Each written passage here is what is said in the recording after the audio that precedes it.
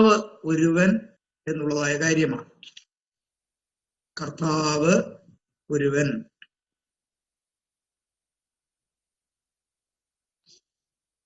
ഇവിടെ വാഴ്ത്തപ്പെട്ടവനായിരിക്കുന്ന നമ്മുടെ കർത്താവായ യേശു ക്രിസ്തുവിനെ ഉദ്ദേശിച്ചാണ് കർത്താവ് ഒരുവൻ എന്ന് പ്രസ്താവിച്ചിരിക്കുന്നത്.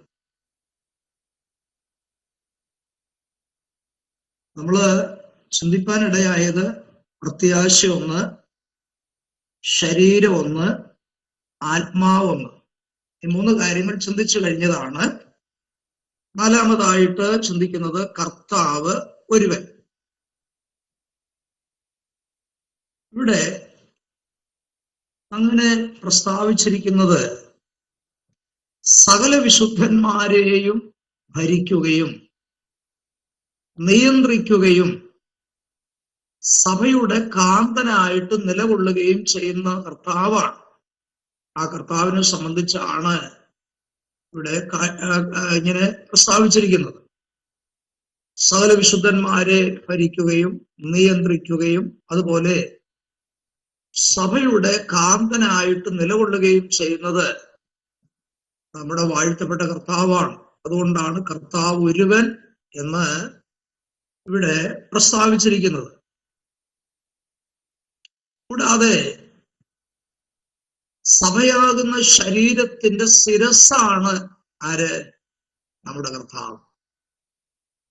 ശരീരം എന്ന് ദൈവസഭയെ കുറിച്ച് ഉപമാനമായി പറഞ്ഞിട്ടുണ്ട്. അപ്പൊ നമ്മുടെ ശരീരത്തിന്റെ പ്രധാന ഭാഗം ശിരസ്സാകുന്നത് പോലെ ദൈവസഭയാകുന്ന ശരീരത്തിന്റെ ശിരസ്സായി നിൽക്കുന്നത് ആരാണ്? നമ്മുടെ വാഴ്ത്തപ്പെട്ടവനായ കർത്താവാണ്.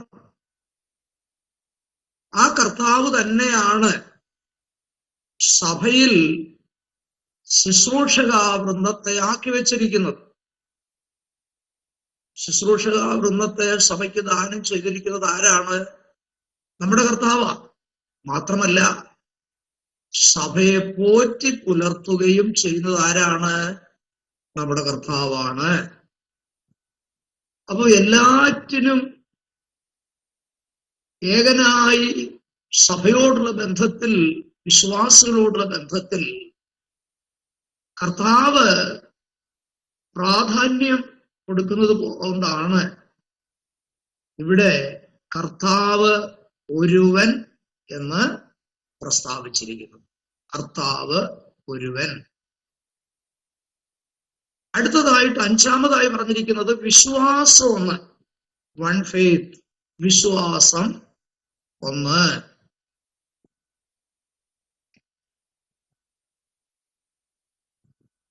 ഈ ക്രമം തെറ്റരുത്. പ്രത്യാശ ഒന്ന്, അതുപോലെ ശരീരം ഒന്ന്, ആത്മാവൊന്ന്. അടുത്തതാണ് നമ്മൾ ചിന്തിച്ചത് കർത്താവ് ഒരുവൻ. അടുത്തത് വിശ്വാസം ഒന്ന്. അതാണ് അഞ്ചാമത്തെ കാര്യം. യഹൂദനായാലും ജാതിയായാലും ക്രിസ്തുവിനോട് വ്യക്തിപരമായി ബന്ധിക്കുന്ന പ്രമാണമാണേത്? വിശ്വാസം. വിശ്വാസം കൂടാതെ ആർക്കും കർത്താവിലേക്ക് വരുവാൻ കഴിയത്തില്ല, ഏത് വ്യക്തിയാണെങ്കിലും. യഹൂദന്മാരായാലും പുറജാതിയിൽപ്പെട്ട വ്യക്തിയായാലും ആണായാലും പെണ്ണായാലും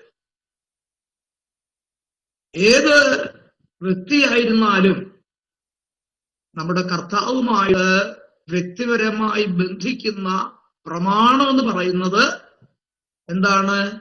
വിശ്വാസമാണ്. വിശ്വാസം. അതുകൊണ്ടാണ് യൂദാലേഖനം 3-ാം വാക്യത്തിൽ പറഞ്ഞിരിക്കുന്നത് എങ്ങനെയുള്ള വിശ്വാസമാണ്? അതിവിശുദ്ധ വിശ്വാസം. നമ്മൾ അപ്പോസ്തലപ്രവൃത്തിയുടെ പുസ്തകത്തിൽ സഭയുടെ ആരംഭ സമയത്തെക്കുറിച്ച് പഠിക്കുമ്പോൾ 6-ാം അധ്യായത്തിൽ പ്രസ്താവിച്ചിരിക്കുന്ന ഒരു കാര്യമുണ്ട്. എന്താ അത്? അനേകർ വിശ്വാസത്തിന് അധീനരായി എന്നിവിടെ പറഞ്ഞിട്ടുണ്ട്. അനേകർ വിശ്വാസത്തിന് അധീനരായി. അതുകൊണ്ടാണ് അപ്പോസ്തലനായിരിക്കുന്ന പൗലോസിന്റെ അന്ത്യസമയത്ത് കാരാഗൃഹത്തിൽ കിടന്നുകൊണ്ട് തിമോഥെയോസിന്റെ ലേഖനം എഴുതുമ്പോൾ 4-ാം അധ്യായത്തിൽ താൻ എഴുതിയിരിക്കുന്ന എന്താണ്? ഞാൻ വിശ്വാസം കാത്തു എന്നാണ്. വിശ്വാസം കാത്തു. അപ്പോൾ ഈ പ്രസ്താവനകളെല്ലാം സഭയുടെ വിശ്വാസ വിഷയത്തെയാണ് ഉറപ്പിക്കുന്നത്. വിശ്വാസ വിഷയത്തെയാണ് ഉറപ്പിക്കുന്നത്. പൗലോസ് പറഞ്ഞല്ലോ, ഞങ്ങൾ കാഴ്ചയാലല്ല, പിന്നെ വിശ്വാസത്താൽ അത്രേ നടക്കുന്നത്. അപ്പോൾ പുതിയ നിയമസഭയുടെ അല്ലെങ്കിൽ പുതിയ നിയമവിശ്വാസികളുടെ വിശ്വാസ പ്രമാണം എന്ന് പറയുന്നത് എന്താണ്? വിശ്വാസമാണ്. അത് വിശ്വാസത്തിന്മേലാണ് അടി ഉറച്ചു നിൽക്കുന്നത്. വിശ്വാസത്താലാണ് ക്രിസ്തീയ ജീവിതം ആരംഭിക്കുന്നത്. അതുകൊണ്ടാണ് ഇവിടെ വിശ്വാസം ഒന്ന് എന്ന് പ്രസ്താവിച്ചിരിക്കുന്നത്. ഇനി നോക്കിക്കേ, അടുത്തതായിട്ട് ഉള്ള കാര്യം സ്നാനം ഒന്ന് എന്നുള്ളതാണ്. എന്താണ്? സ്നാനം ഒന്ന്.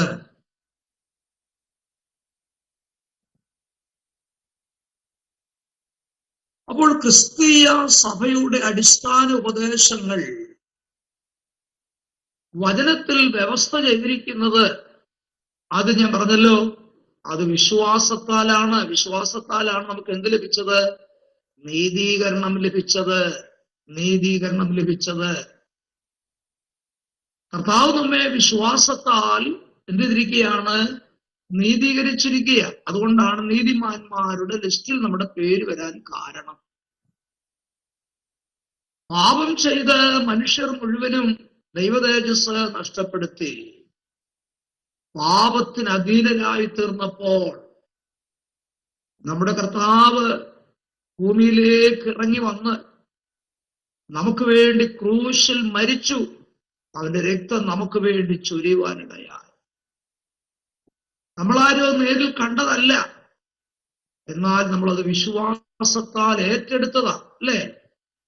കർത്താവ് എനിക്ക് വേണ്ടി ക്രൂശിൽ മരിച്ചുവെന്നും കർത്താവിന്റെ പാപങ്ങൾക്ക് പരിഹാരമായി ക്രൂശിൽ തന്റെ രക്തം ചൊരിഞ്ഞുവെന്നും നമ്മളത് വിശ്വാസത്താൽ ഏറ്റെടുത്തതാ, അല്ലെ? 2000-ൽ പരം വർഷങ്ങൾക്ക് മുൻപ് നടന്ന സംഭവമാണെങ്കിലും നമുക്കത് വിശ്വസിക്കുവാനുള്ളതായ കൃപ ദൈവം തന്നതാ കേട്ടോ. അനേകർക്ക് വിശ്വസിക്കാൻ കഴിവില്ലാതിരിക്കുമ്പോൾ നമുക്ക് അത് വിശ്വസിക്കുവാൻ ദൈവം ഭാഗ്യം തന്നതാ. ആ വിശ്വാസം ദൈവം തന്നതാ. അങ്ങനെ വിശ്വാസത്താൽ നമ്മളെല്ലാവരും എന്ത് ചെയ്തു? നീതീകരിക്കപ്പെട്ടു. അതിനെ തുടർന്നാണ് ജലത്തിൽ നാം എന്ത് ചെയ്തത്? മുഴുകൽ സ്നാനമേൽക്കുവാനിടയായ. അപ്പോൾ വിശ്വാസത്താൽ രക്ഷിക്കപ്പെട്ട ഒരാള് അടുത്തതായിട്ട് ചെയ്യേണ്ടതായ ഒരു കർമ്മമാണ് ഏത്? സ്നാനമേൽക്കുക. അത് മുഴുകൽ സ്നാനമായിരിക്കണം. നമുക്കറിയാം, പല വിധത്തിലുള്ളതായ സ്നാനങ്ങൾ ഇന്ന് ക്രൈസ്തവ വിഭാഗങ്ങളുടെ ഇടയിൽ നടക്കുന്നുണ്ടെങ്കിലും ദൈവവചനത്തിന്റെ അടിസ്ഥാനത്തിൽ വചനം പ്രസ്താവിച്ചിരിക്കുന്നത് പോലെ നമ്മൾ ഏത് സ്നാനമാണ് സ്വീകരിച്ചത്? മുഴുകൽ സ്നാനം സ്വീകരിപ്പാനിടയായി. കളിച്ച് സ്നാനപ്പെടുത്തുന്നവരുണ്ട്, കൊടിക്കീഴിൽ സ്നാനപ്പെടുത്തുന്നവരുണ്ട്. അതൊക്കെ ക്രൈസ്തവ വിഭാഗങ്ങളിൽ പലരും ചെയ്യുന്നതാണെങ്കിലും ദൈവവചന അടിസ്ഥാനത്തിലുള്ള സ്നാനം മുഴുകൽ സ്നാനമാണെന്ന് മനസ്സിലാക്കി നാം എല്ലാവരും മുഴുകൽ സ്നാനം ഏറ്റിരിക്കുന്നവരാണ്. എന്തിനാണ് സ്നാനമേറ്റത്? യഹൂദനായാലും പുറജാതിയായാലും ക്രിസ്തുവിലുള്ള വിശ്വാസത്തെ പരസ്യമായിട്ട് ഏറ്റുപറയുന്നതിന്റെ അടയാളമായിട്ടാണ് എന്ത് നടന്നത്? സ്നാനം നടന്നത്. പരസ്യമായിട്ടുള്ളൊരു സാക്ഷ്യമാണ്. യേശുവിനെ നമ്മുടെ ഹൃദയത്തിൽ വിശ്വസിച്ചു, അതിന്റെ പരസ്യമായിട്ടുള്ള അടയാളമായിട്ടാണ് നാം കർത്താവിനെ ജലത്തിൽ എന്ത് ചെയ്തത്? അത് മുങ്ങി സ്നാനപ്പെടുവാനായിട്ട് ഇടയായത്. നമുക്കറിയാം, പട്ടത്വ സഭകളിലുള്ളതായിരിക്കുന്ന ഉപദേശങ്ങളെ സംബന്ധിച്ച് നാം ശ്രദ്ധിച്ചാൽ അവര് ചെയ്യുന്നത് ശിശുസ്നാനമാണ്. പക്ഷെ അത് വേദാനുസരണമുള്ള സ്നാനം അല്ല. എന്നാൽ ജലസ്നാനം, നാം അനുഭവിച്ചതായിരിക്കുന്ന മുഴുവൻ സ്നാനം, അപ്പോസ്തോലിക ഉപദേശവും വിശ്വാസത്തിന്റെ പിന്നാലെ അനുഷ്ഠിക്കേണ്ടതുമായ ഒരു കർമ്മമാണ്. അവര് ശിശുസ്നാനം ചെയ്യുന്നു. അങ്ങനെയാണെങ്കിൽ നമ്മുടെ സ്നാനത്തെ എങ്ങനെ വിളിക്കാം? മുതിർന്നവരുടെ സ്നാനം എന്നാണോ വിളിക്കേണ്ടത്?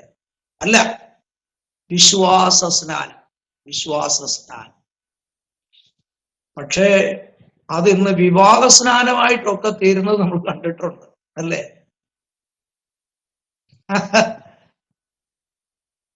വിവാഹം കഴിക്കാൻ പ്രായമായപ്പോഴാണ് പലരും സ്നാനത്തിന്റെ കാര്യം ഓർക്കുന്നത്.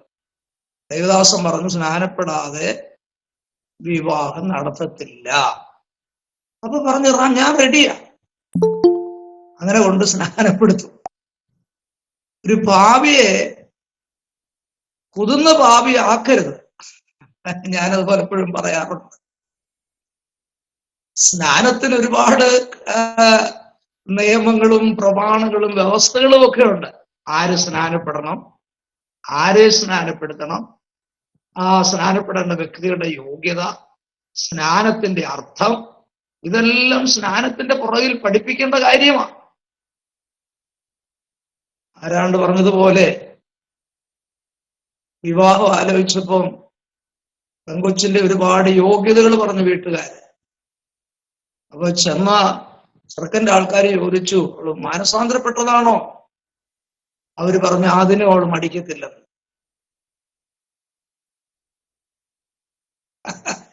അപ്പൊ മാനസാന്തരത്തിന് കൊടുത്തിരിക്കുന്ന പ്രാധാന്യം എത്രത്തോളം ഉണ്ടെന്ന് നമുക്ക് മനസ്സിലായി കാണും, അല്ലേ? അപ്പോൾ ഇവിടെ സ്നാനം ഒന്ന് എന്ന് പറഞ്ഞിരിക്കുന്നത്. സ്നാനം ഒന്ന്. നമുക്കറിയാം, പുതിയ നിയമഭാഗങ്ങൾ അതിനാധാരമായിട്ട് ഒരുപാട് സ്ഥലത്ത് അതിനെക്കുറിച്ച് പറഞ്ഞിട്ടുണ്ട്. ഈ വാക്യങ്ങളൊന്ന് നോട്ട് ചെയ്തു. നിങ്ങൾക്ക് ഒരുപക്ഷെ അറിയാമായിരിക്കുമെങ്കിലും വാക്യങ്ങളൊന്ന് നോട്ട് ചെയ്തു. അപ്പോസ്തല പ്രവൃത്തി 8:37-38. അപ്പോസ്തല പ്രവൃത്തി 8:37-38. അപ്പോസ്തല പ്രവൃത്തി 9:18, 10:44-48,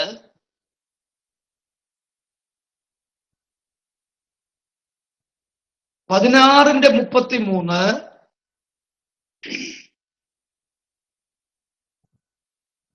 18:7-8,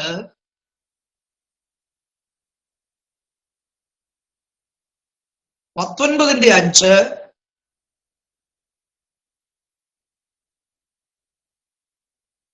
റോമർ 6:1-11 വരെ,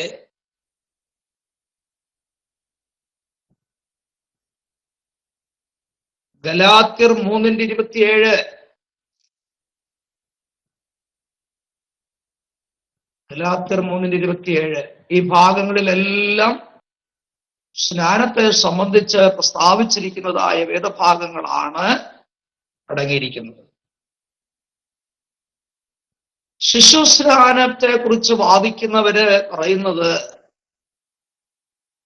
കുടുംബമായി പലരും സ്നാനപ്പെട്ടു, അല്ലേ? കാരാഗ്രഹ പ്രമാണിയും കുടുംബവും സ്നാനപ്പെട്ടു, ലുദിയായും കുടുംബവും സ്നാനപ്പെട്ടു. അവർ കൊണ്ടുവരുന്ന വാദം, യുക്തി എന്ന് പറയുന്നത്, ആ കുടുംബത്തിൽ കുഞ്ഞുങ്ങൾ ഉണ്ടാകാൻ സാധ്യതയുണ്ടല്ലോ എന്ന് അനുമാനിക്കുക. അതുകൊണ്ട് കുഞ്ഞുങ്ങളും എന്ത് ചെയ്ത് കാണും? സ്നാനപ്പെട്ട് കാണും.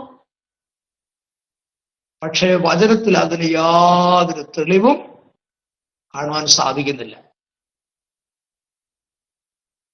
ഒരു പ്രത്യേക വിഷയം ഞാൻ ഓർപ്പിക്കുക. പല കുടുംബങ്ങളെ സംബന്ധിച്ച് പഴയ നിയമത്തിൽ പ്രസ്താവിച്ചിരിക്കുന്ന ഭാഗത്തെല്ലാം കുഞ്ഞുങ്ങളെ ഒഴിച്ചു നിർത്തുന്നതായിട്ട് നമുക്ക് കാണാൻ കഴിയുന്നുണ്ട്. ഞാൻ ചില വേദഭാഗങ്ങൾ ഓർപ്പിക്കാം. 2 ശമൂവേൽ 3:1 ആരെങ്കിലും എടുത്തെങ്കിലും ഒന്ന് വായിക്കുന്നത് നല്ലതാ. 2 ശമൂവേൽ 3:1 ഒന്ന് വായിക്കാമോ?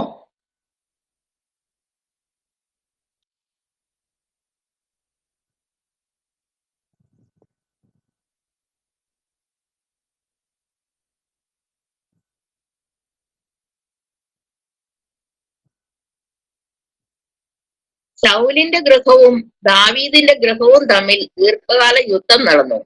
എന്നാൽ മതി.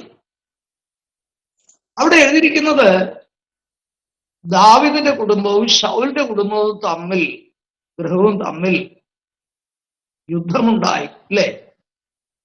അപ്പം കുടുംബങ്ങൾ തമ്മിൽ യുദ്ധം ചെയ്തു എന്ന് അവിടെ എഴുതിയിരിക്കുന്നത്. പക്ഷേ ഏത് ബുദ്ധിയുള്ള മനുഷ്യനും അറിയാം, കുഞ്ഞുങ്ങള് യുദ്ധം ചെയ്ത് കാണുമോ?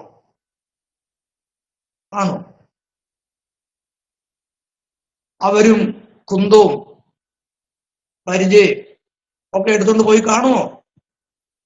ഇല്ല. അവിടെ കുഞ്ഞുങ്ങളെ മാറ്റി നിർത്തിയിരിക്കുക. അത് ബുദ്ധിയുള്ള ആൾക്കാർക്ക് അറിയാം. പക്ഷേ ഗൃഹം, കുടുംബം എന്നാണ് അവിടെ എഴുതിയിരിക്കുന്നത്. അപ്പോ കുടുംബം എന്ന് പറയുന്ന സ്ഥാനത്ത് ഈ ഭാഗത്ത് കുഞ്ഞുങ്ങളെ എന്ത് ചെയ്തിരിക്കുകയാണ്? ഒഴിച്ചു നിർത്തിയിരിക്കുക. ഉൽപ്പത്തി പുസ്തകം എടുത്താട്ട് 50-ാം അധ്യായം 7-8 വാക്യങ്ങൾ നോക്കിക്കേ. ഉൽപ്പത്തി പുസ്തകം 50-ാം അധ്യായം 7-8 വാക്യങ്ങൾ ഒന്ന് നോക്കിക്കേ.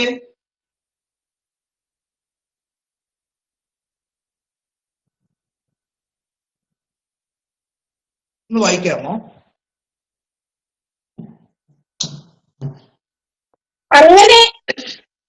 അങ്ങനെ യോസേഫ് അപ്പനെ അടക്കുവാൻ പോയി. ഫറവോന്റെ ഭൃത്യന്മാരും കോവിലധികാരികളും മിസ്രയീം ദേശത്തെ പ്രമാണികളും യോസഫിന്റെ കുടുംബമൊക്കെയും അവന്റെ സഹോദരന്മാരും പിതൃഭവനവും അവനോട് കൂടെ പോയി. തങ്ങളുടെ കുഞ്ഞു കുട്ടികളെയും ആടുമാടുകളെയും മാത്രം അവർ ഗോശൻ ദേശത്ത് വിട്ടേച്ചു പോയി. കണ്ടോ? യോസഫ് കുടുംബമായിട്ട് അപ്പനെ അടക്കാൻ പോയെന്ന് അവിടെ എഴുതിയിരിക്കുന്നത്. അപ്പൊ കുടുംബത്തിൽ കുഞ്ഞുങ്ങളുണ്ടെന്ന് നമുക്ക് സമ്മതിക്കാം. പക്ഷെ അവിടെ പ്രത്യേകം എഴുതിയിരിക്കുന്നത് കണ്ടോ, കുഞ്ഞുങ്ങളെ കൊണ്ടുപോയില്ലെന്ന്. അപ്പൊ കുഞ്ഞുങ്ങളെ ഒഴിച്ചു നിർത്തിയിട്ടും എങ്ങനെ പറഞ്ഞിട്ടുണ്ട്? കുടുംബം എന്ന് പറഞ്ഞിട്ടുണ്ട്. അപ്പൊ കുഞ്ഞുങ്ങൾക്ക് അവിടെ സ്ഥാനം കൊടുത്തിട്ടില്ല. പിന്നെ എങ്ങനെയാ കുടുംബമായി സ്നാനപ്പെട്ടു എന്ന് പറയുന്നിടത്ത് കുഞ്ഞുങ്ങളെ സ്നാനപ്പെടുത്തി എന്ന് ബാധിക്കുന്നത് എങ്ങനെയാണെന്നാണ് ഞാൻ ചോദിക്കുന്നത്. അവിടെ കുഞ്ഞുങ്ങളെ ഒഴിച്ചു നിർത്തിയിരിക്കുക. അത് ഞാൻ പിന്നെ പറയാം. പുറപ്പാട് പുസ്തകം 12-ാം അധ്യായം 1 തൊട്ട് 10 വരെയുള്ള വാക്യങ്ങൾ നാം വായിച്ചാൽ, ഒരു സമയം എടുത്ത് വായിക്കണം, നമുക്കറിയാം. ഓരോ ഇസ്രായേലിന്റെ കുടുംബത്തിലും ആണും ഊനമില്ലാത്തത് 1 വയസ്സ് പ്രായമുള്ളതായ ഓരോ ആട്ടിൻകുട്ടിയെ എന്ത് ചെയ്തു? അവര് കൊന്നിട്ട് അതിന്റെ രക്തം കട്ടിളക്കാൽ മേലും കുറുമ്പടി മേലും എന്ത് ചെയ്തു? പുരട്ടി. അതിന്റെ മാംസം എന്ത് ചെയ്യണമെന്നാ പറഞ്ഞിരിക്കുന്നത്? തീയിൽ ചുട്ട് കയ്പിച്ചീര ചേർത്ത് അത് തിന്നണം. ഞാൻ ചോദിക്കട്ടെ, ജനിച്ച് 3-4 മാസം പ്രായമായി പല്ലുപോലും ഇല്ലാത്ത കുഞ്ഞുങ്ങള് ആ മാംസം തിന്നെന്ന് തോന്നുന്നുണ്ടോ? അവിടെയും കുഞ്ഞുങ്ങളെ എന്ത് ചെയ്തിരിക്കുക? മാറ്റി നിർത്തിയിരിക്കുക. അപ്പൊ ഞാൻ ഈ വാക്യങ്ങളെല്ലാം പറഞ്ഞതിന്റെ അർത്ഥം, കുടുംബം എന്ന് പറയുന്ന സ്ഥലത്ത് പല സ്ഥലങ്ങളിലും കുഞ്ഞുങ്ങൾക്ക് പ്രാധാന്യം കൊടുത്തിട്ടില്ല. 1-2 വാക്യങ്ങൾ കൂടെ നിങ്ങൾ എഴുതിക്കോ, അത് നിങ്ങൾ പിന്നീട് വായിച്ചാൽ മതി. കുടുംബം എന്ന് പറയുന്നിടത്ത് കുഞ്ഞുങ്ങൾക്ക് പ്രാധാന്യമില്ല ഈ ഭാഗത്ത്. യിരെമ്യാവ് പ്രവചനം 11:17. യിരെമ്യാവ് 11:17. ആവർത്തനം 15:19-12. അപ്പോൾ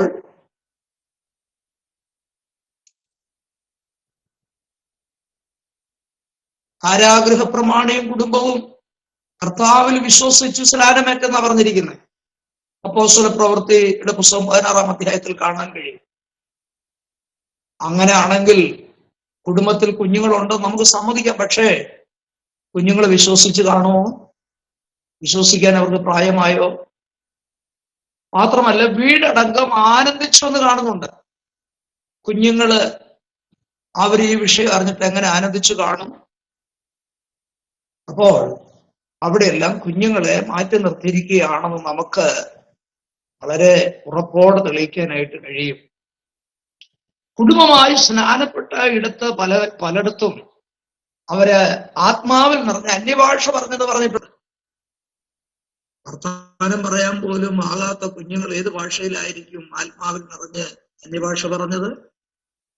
അപ്പോൾ ഈ ഭാഗങ്ങളൊക്കെ ചിന്തിച്ചാൽ കുഞ്ഞുങ്ങളെ സ്നാനപ്പെടുത്താൻ വ്യവസ്ഥയില്ല എന്നുള്ളതായ ആ കാര്യമാണ് അവിടെ എല്ലാം തെളിയുന്നത്. നമുക്ക് മടങ്ങി വരാം. സ്നാനം 1.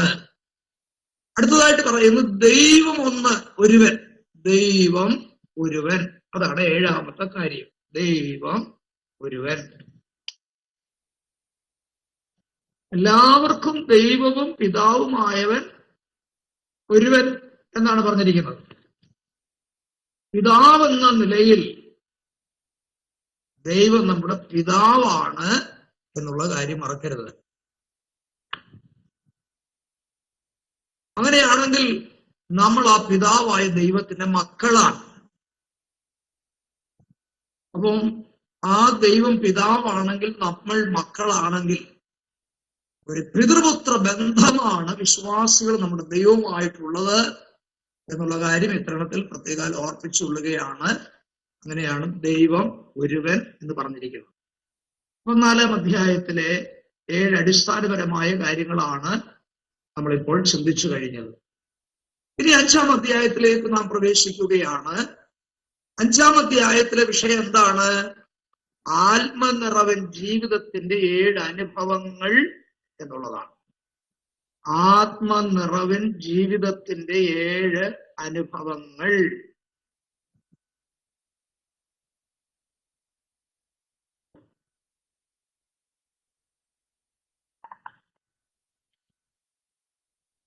ആ ഭാഗം ഒന്നെടുത്താട്ടെ. എഫേസ്യ ലേഖനം 5-ാം അധ്യായം എടുത്താട്ടെ. 18 മുതൽ 21 വരെയുള്ളതായ വേദഭാഗങ്ങൾ വായിക്കാം. എഫേസ്യർ 5-ന്റെ 18 മുതൽ 21 വരെയുള്ള വാക്യങ്ങൾ പ്ലീസ് ആരെങ്കിലും വായിച്ചാട്ടെ. വീഞ്ഞു കുടിച്ച് മത്തരാകരുത്, അതിനാൽ ദുർനടപ്പുണ്ടാകുമല്ലോ. ആത്മാവ് നിറഞ്ഞവരായി സങ്കീർത്തനങ്ങളാലും സ്തുതികളാലും ആത്മീയ ഗീതങ്ങളാലും തമ്മിൽ സംസാരിച്ചു നിങ്ങളുടെ ഹൃദയത്തിൽ കർത്താവിന് പാടിയും കീർത്തനം ചെയ്തും നമ്മുടെ കർത്താവായ യേശുക്രിസ്തുവിന്റെ നാമത്തിൽ ദൈവവും പിതാവുമായവന് എല്ലായ്പ്പോഴും എല്ലാറ്റിനും വേണ്ടിയും സ്തോത്രം ചെയ്തുകൊണ്ടേ ഇരിപ്പിൻ. ക്രിസ്തുവിന്റെ ഭയത്തിൽ അന്യോന്യം കീഴ്പ്പെട്ടിരിപ്പിൻ. മതി, താങ്ക് യു. ഇവിടെ ശ്രദ്ധിച്ചാട്ടെ. ആത്മനിറവൻ ജീവിതത്തിന്റെ 7 അനുഭവങ്ങൾ പൗലോസ് ഈ ഭാഗത്ത് വിവരിച്ചിരിക്കുകയാണ്. എന്നാൽ അതിന്റെ ആരംഭം പറയുന്നത് എന്താണ്?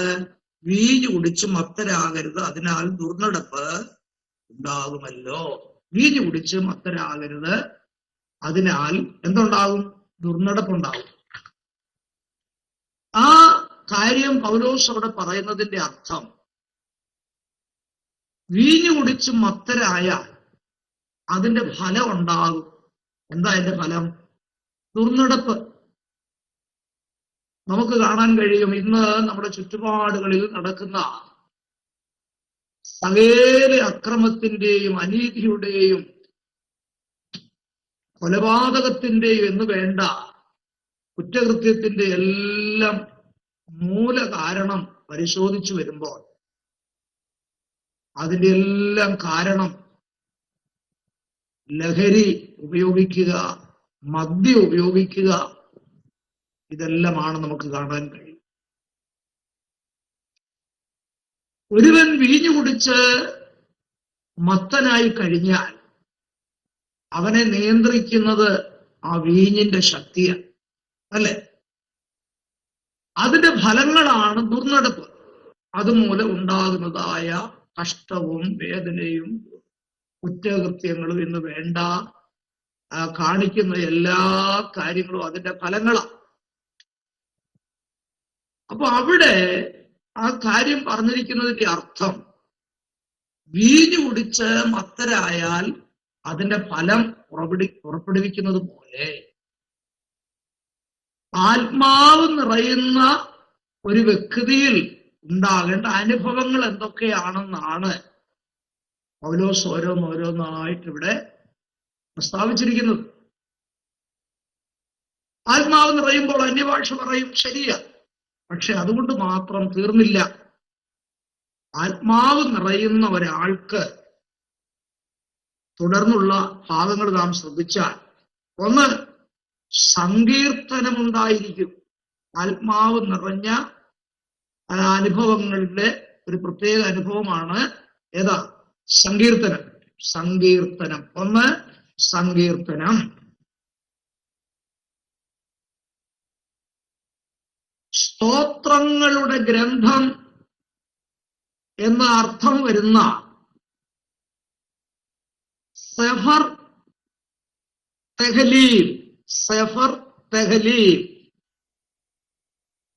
എന്ന എബ്രായ പദസഞ്ചയമാണ് സങ്കീർത്തനത്തിന് നൽകിയിരിക്കുന്നത്.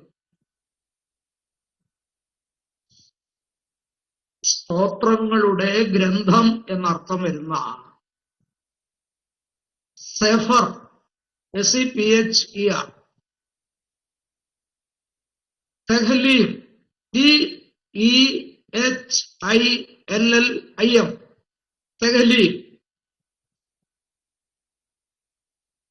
എന്ന എബ്രായ പദസഞ്ചയമാണ് സങ്കീർത്തനത്തിന് നൽകിയിരിക്കുന്ന അർത്ഥം.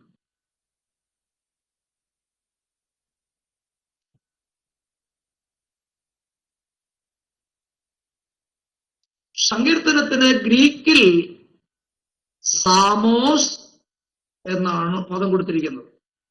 സാമോസ്. അതിൽ നിന്നാണ് ഇംഗ്ലീഷിൽ സാംസ് എന്ന പദം വരുവാൻ കാരണം.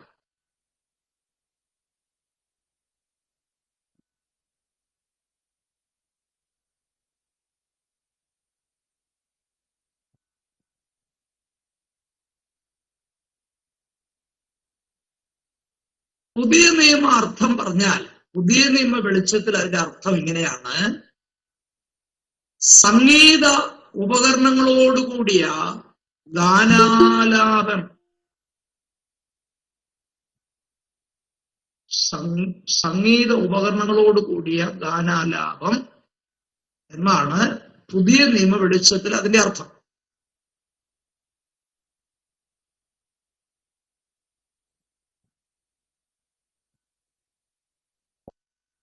അങ്ങനെയെങ്കിൽ പുതിയ നിയമ ആരാധനയിൽ സങ്കീർത്തനത്തിന് വളരെ പ്രാധാന്യമുണ്ട്. നമ്മൾ വായിക്കുന്ന 150 സങ്കീർത്തനത്തെ കുറിച്ചല്ല ഇവിടെ പറഞ്ഞിരിക്കുന്നത് കേട്ടോ. ആത്മാവ് നിറഞ്ഞ് ദൈവജനം ദൈവത്തെ ആരാധിക്കുമ്പോൾ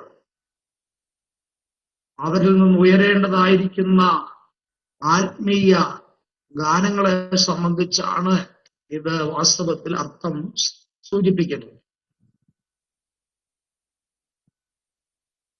അപ്പോൾ ആത്മനിറവിൻ ജീവിതത്തിന്റെ ഒന്നാമത്തെ അനുഭവം എന്ന് പറയുന്നത് സങ്കീർത്തനമുണ്ട്. അടുത്തത് സ്തുതി.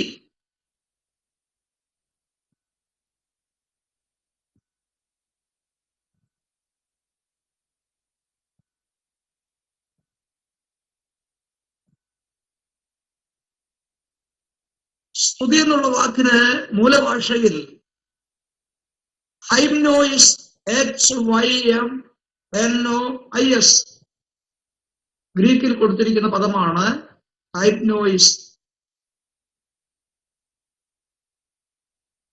ഇത് സൂചിപ്പിക്കുന്നത് ക്രൈസ്തവ ആരാധനയിൽ ഉപയോഗിക്കുന്ന സ്തുതിഗീതങ്ങളെയാണ് ഇത് ഉദ്ദേശിക്കുന്നത്.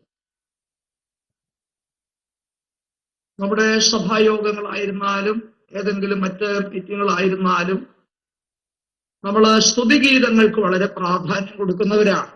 അതിനെയാണ് സ്തുതി എന്നുള്ളതായ ഈ പദം ഇവിടെ ഉപയോഗിച്ചിരിക്കുന്നത്.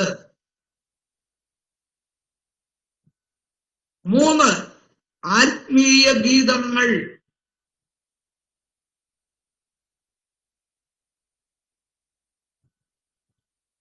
ഇതിന് ഉപയോഗിച്ചിരിക്കുന്ന ഗ്രീക്ക് വാക്കിലെ പദം ഓടെ എന്നാണ്.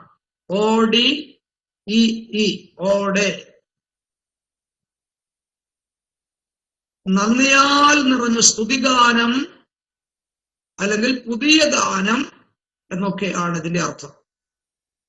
നന്ദിയാൽ നിറഞ്ഞ സ്തുതി ഗാനം അല്ലെങ്കിൽ പുതിയ ഗാനം എന്നൊക്കെ ഇതിനർത്ഥമുണ്ട്. വെളിപ്പാട് 5:10 ആ വാക്യം നോട്ട് ചെയ്തോണം. വെളിപ്പാട് 5:10 വായിക്കണ്ട.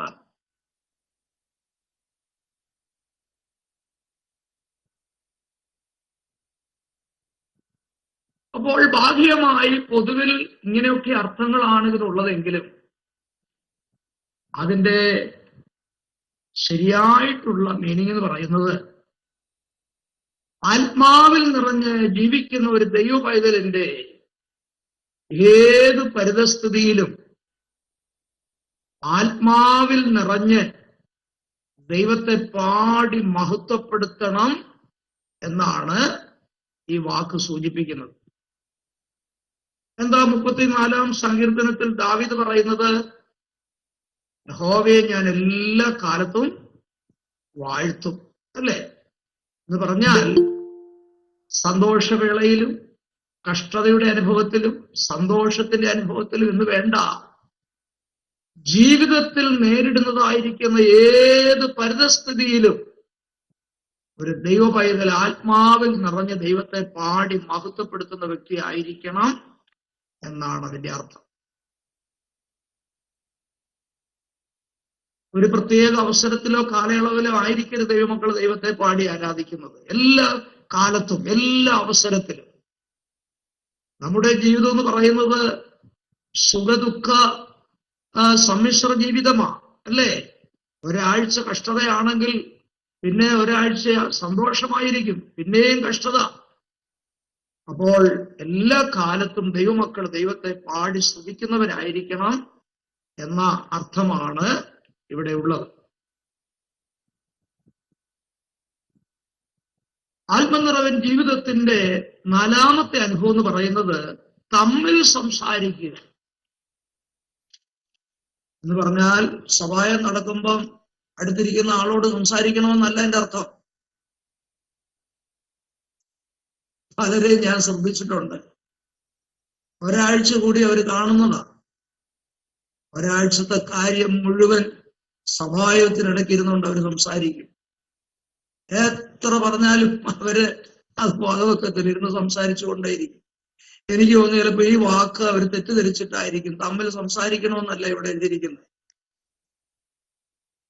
എന്നാൽ ഇതിന്റെ അർത്ഥം ഒരു ദൈവ പൈതൽ ആത്മാവിൽ നിറയുമ്പോൾ ദൈവത്തോട് സംസാരിക്കുന്ന വ്യക്തിയായിരിക്കണം. അങ്ങനെ ഒരു അർത്ഥം ഇതിനകത്തുണ്ട്. ദൈവത്തോട് ആത്മാവിൽ നിറഞ്ഞ അന്യഭാഷയിൽ സംസാരിക്കുന്ന വ്യക്തി ആത്മാവിൻ മർമ്മങ്ങൾ ദൈവത്തോട് സംസാരിക്കുകയാണ്, അല്ലേ? മാത്രമല്ല വിശ്വാസിയുടെ ആത്മീയ വർധനവിനായി അവർ പരസ്പരം പ്രബോധിപ്പിക്കുകയും ഉത്സാഹിപ്പിക്കുകയും ചെയ്യുന്ന വാക്കുകൾ അവരുടെ ആരാധനയിൽ അവർ പ്രസ്താവിക്കണം. തമ്മിൽ സംസാരിക്കുക എന്നർത്ഥം അങ്ങനെയാണ്. അടുത്തത് ഹൃദയത്തിൽ കർത്താവിന് പാടുകയും കീർത്തനം ചെയ്യുകയും ചെയ്യുക. ഹൃദയത്തിൽ കർത്താവിന് പാടുകയും കീർത്തനം ചെയ്യുകയും വേണം.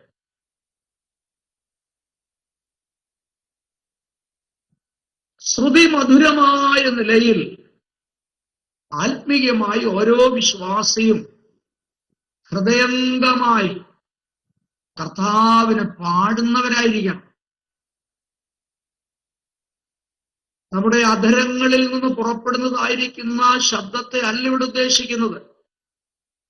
ആത്മാവ് നിറയുമ്പോൾ ഹൃദയത്തിൽ നിന്ന് ഉയരേണ്ടതായ ആരാധനയാണ് ഇവിടെ ഉദ്ദേശിക്കുന്നത്.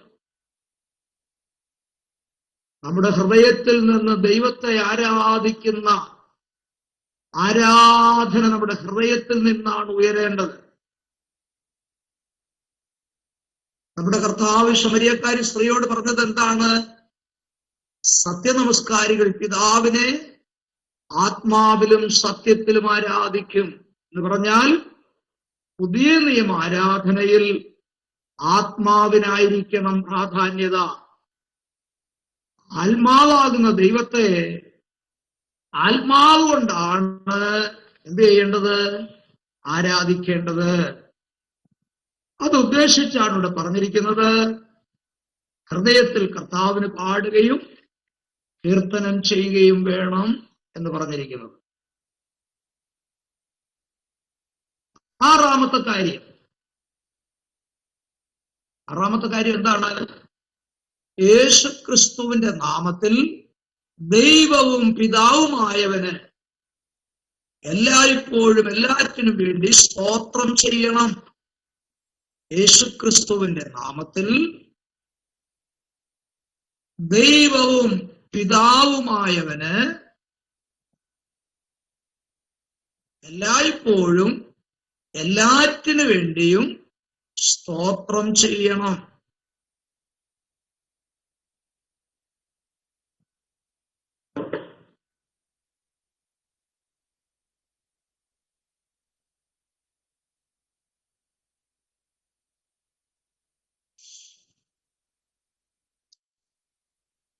നമ്മൾ ദൈവത്തിൽ നിന്ന് നാം തുടർച്ചയായിട്ട് എന്ത് ചെയ്തുകൊണ്ടിരിക്കുകയാണ്?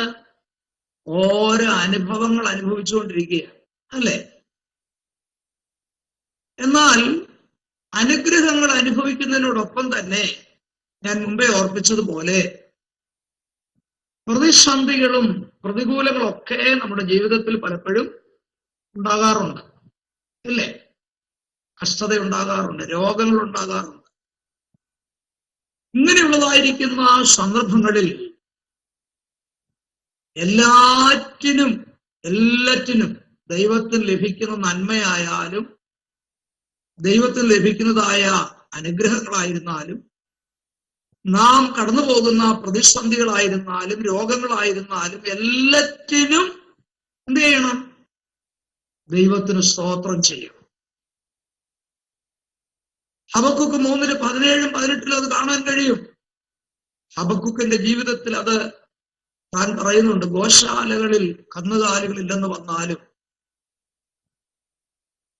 ഫലവൃക്ഷാദികളിൽ ഫലങ്ങൾ ലഭിക്കാതിരുന്നാലും ഞാൻ ദൈവത്തെ സ്തുതിക്കുമെന്ന് ഹബക്കൂക്ക് അവിടെ പറഞ്ഞിരിക്കുന്നത് കാണാൻ കഴിയും. ഇയ്യോബ് പറഞ്ഞില്ലേ, യഹോവ തന്നു, യഹോവ എടുത്തു, യഹോവയുടെ നാമം വാഴ്ത്തപ്പെടട്ടെ എന്ന് പറഞ്ഞാൽ നമ്മുടെ ജീവിതത്തിന്റെ എല്ലാ പരിതസ്ഥിതികളിലും ചുറ്റുപാടുകളിലും നമുക്കുണ്ടാകുന്ന ഏത് അനുഗ്രഹങ്ങളുടെ മധ്യത്തിലായിരുന്നാലും നാം പിതാവായ ദൈവത്തിന് സ്തോത്രം ചെയ്യണം. എല്ലായ്പ്പോഴും സ്തോത്രം ചെയ്യേണ്ടത് ആവശ്യമാണ്. നമ്മൾ അനുഭവിക്കുന്ന അനുഗ്രഹങ്ങളെല്ലാം ആരിൽ കൂടെയാണ് നമുക്ക് ലഭിക്കുന്നത്? പിതാവായ ദൈവത്തിൽ നിന്ന് ക്രിസ്തുവിലൂടെയാണ് നമുക്ക് ലഭിക്കുന്നത്. അതുകൊണ്ട് കർത്താവിന്റെ നാമത്തിൽ വേണം പിതാവിന് സ്തോത്രം ചെയ്യുവാൻ. അതാണ് പ്രത്യേകാൽ നമ്മളെ ഓർപ്പിക്കുന്ന കാര്യം. ഏഴാമത്തെ അനുഭവം എന്താണ്? ക്രിസ്തുവിന്റെ ഭയത്തിൽ അന്യോന്യം കീഴ്പ്പെട്ടിരിക്കുക. ക്രിസ്തുവിന്റെ ഭയത്തിൽ അന്യോന്യം കീഴ്പ്പെട്ടിരിക്കുക.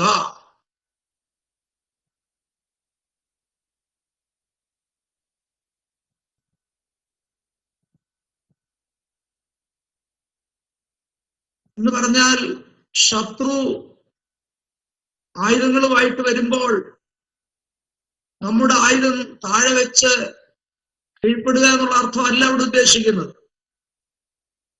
ആത്മനിറവിനാൽ നടത്തപ്പെടുന്നവർ സ്വയ നിയന്ത്രണത്തിന് വിധേയരായിരിക്കുകയും ക്രിസ്തുവിന്റെ ഭയത്താൽ നിറയപ്പെട്ട് അന്യോന്യം കീഴ്പ്പെടുന്ന മനോഭാവം ദൈവമക്കളുടെ ജീവിതത്തിൽ ഉണ്ടായിരിക്കണം.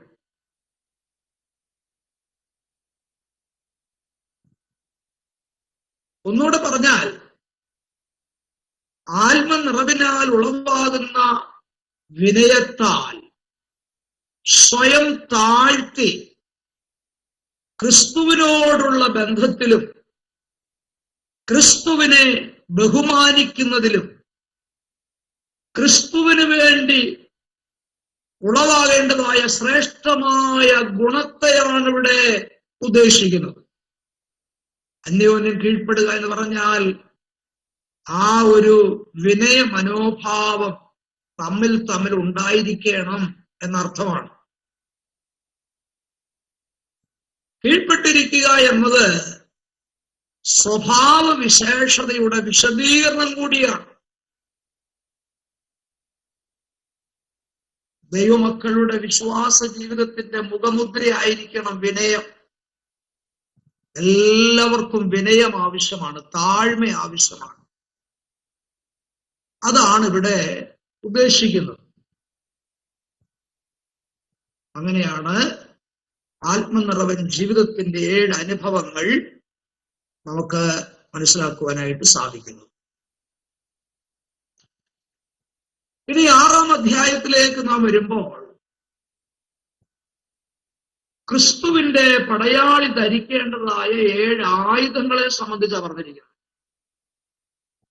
ക്രിസ്തുവിന്റെ പടയാളി ധരിക്കേണ്ടതായ 7 ആയുധങ്ങൾ എന്തൊക്കെയാണ് എന്നാണ് നാം ചിന്തിപ്പാനായിട്ട് പോകുന്നത്.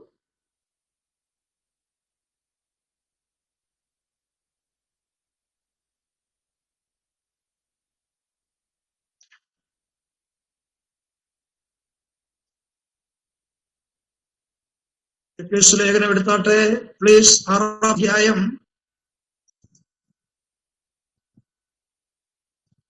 അതിന്റെ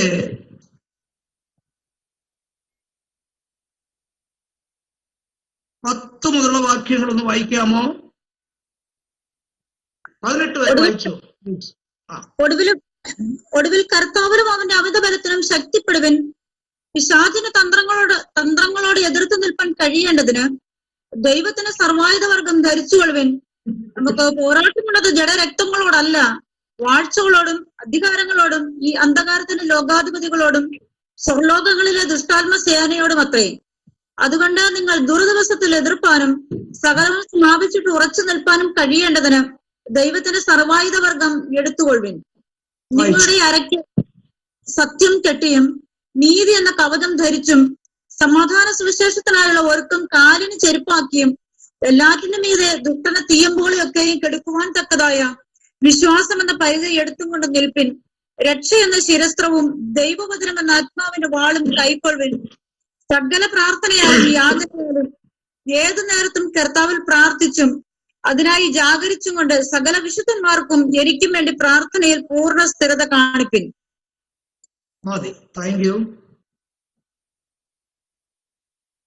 അപ്പോസ്തലനായിരിക്കുന്ന പൗലോസ് കാരാഗ്രഹത്തിൽ കിടന്നുകൊണ്ട് എഴുതുന്ന ലേഖനമാണിത്. ഒരുപക്ഷെ റോമൻ പടയാളികൾ കാരാഗ്രഹത്തിൽ വരുന്ന സമയത്ത് അവര് ധരിച്ചിരിക്കുന്ന ഓരോ ആയുധങ്ങളെ സംബന്ധിച്ചിട്ട് പൗലോസ് അത് കണ്ട് ഒരു വിശ്വാസി, ഒരു ക്രിസ്തീയ പടയാളി ധരിക്കേണ്ടതായ ആത്മീയ ആയുധങ്ങളുമായിട്ട് അത് ബന്ധിച്ച് താൻ ഒരുപക്ഷെ എഴുതിയതായിരിക്കാം ഈ ഭാഗം എന്ന് കരുതുന്നവരുണ്ട്. അപ്പോൾ ഇവിടെ വായിച്ചു, പിശാചിന്റെ തന്ത്രങ്ങളോട് എതിർത്ത് നിൽപ്പാൻ കഴിയേണ്ടതിന് ദൈവത്തിന് സർവായുധവർഗം ധരിക്കണം.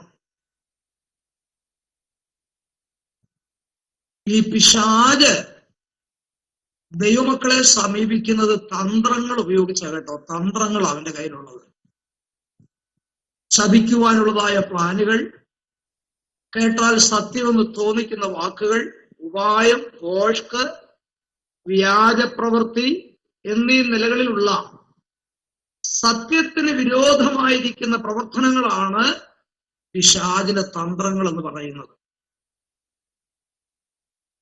യാഥാർത്ഥ്യമായ ഒരു കാര്യം അവൻ ചെയ്യത്തില്ല. സത്യമാണെന്ന് തോന്നുന്ന കാര്യങ്ങൾ പക്ഷെ അവൻ ഫോഷ്ക്ക് പറയും. ഇതെല്ലാം പിശാചിന്റെ തന്ത്രങ്ങളാണ് കേട്ടോ. ഇനി ശ്രദ്ധിക്കണം ഞാൻ പറയുന്നത്. ഒരാള് പ്രിയപ്പെടുന്ന ഏറ്റവും വലിയ കാര്യം ആ വ്യക്തിയിലുള്ളതായിരിക്കുന്ന ബലഹീനത,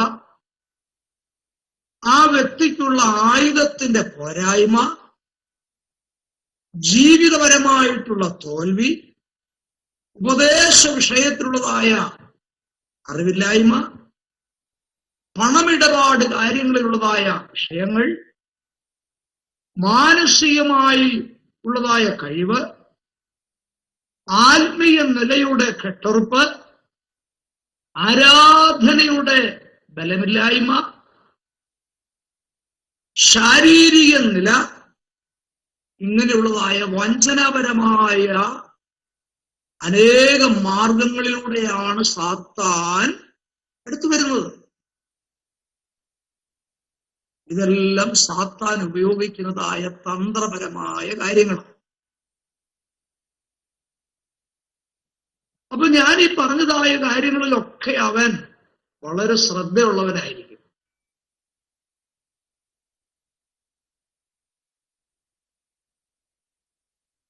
ഒരു വിശ്വാസി ഈ ലോകത്തിൽ പ്രിയപ്പെടുന്ന പല വസ്തുതകളുണ്ട്.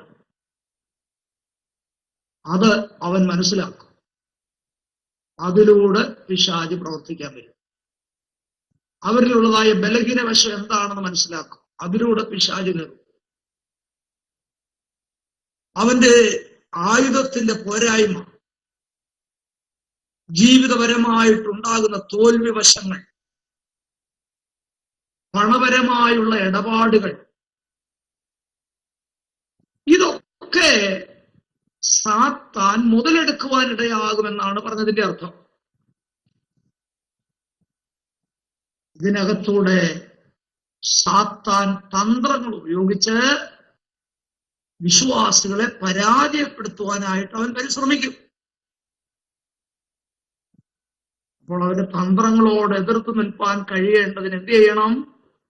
സർവായുധവർഗം ധരിക്കണം. സർവായുധവർഗം ധരിക്കണം. ആ 7 കാര്യങ്ങളാണ് ഈ അധ്യായത്തിൽ തുടർന്ന് നമുക്ക് കാണുവാനായിട്ട് സാധിക്കുന്നത്.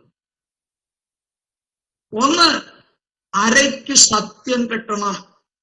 ഒന്ന്, അരയ്ക്ക് സത്യം കെട്ടണം.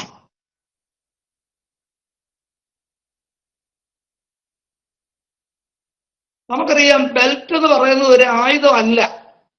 എങ്കിലും പല ആയുധങ്ങൾ അതിനകത്ത് തൂക്കിയിടാനായിട്ട് അത് ഉപയോഗിക്കാറുണ്ട്.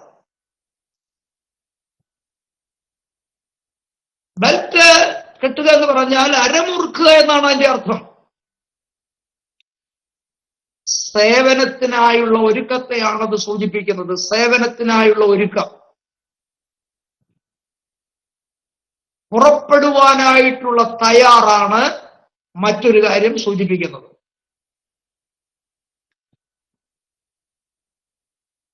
അതുകൊണ്ടാണ് ഇസ്രായേൽ മക്കൾ മിസ്രൈമിൽ നിന്ന് പുറപ്പെടുന്നതായ ആ രാത്രിയിൽ അവരമുറുക്കി വടി പിടിച്ച് ചെരുപ്പിട്ട് പുറപ്പെട്ടു എന്ന് ഇവിടെ നമുക്ക് കാണാൻ കഴിയും. അപ്പൊ പുറപ്പാടിനുള്ള ഒരുക്കത്തെയും കാണിക്കും അരമുറുക്കുക എന്നുള്ളത്.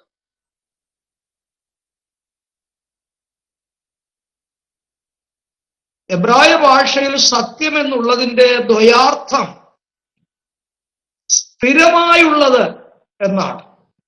സ്ഥിരമായിട്ടുള്ളതെന്നാണ്. എന്ന് പറഞ്ഞാൽ കള്ളസത്യം ചെയ്യാൻ പാടില്ല.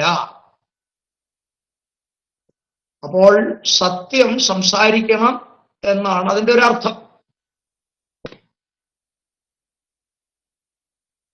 പുതിയ നിയമ വെളിച്ചത്തിൽ സത്യമെന്നുള്ളതിന് യഥാർത്ഥമായത് എന്നാണ് അതിന്റെ വാക്ക്. യഥാർത്ഥമായത്. ക്രിസ്ത്യാനിത്വത്തിന്റെ മുഖമുദ്രയായിരിക്കണം ഏത്? സത്യം. പുതിയ നിയമഭാഗത്ത് ഏതാണ്ട് 100-ൽ പരം പ്രാവശ്യം സത്യം എന്നുള്ളതായിരിക്കുന്ന പദം ഉപയോഗിച്ചിട്ടുണ്ട്.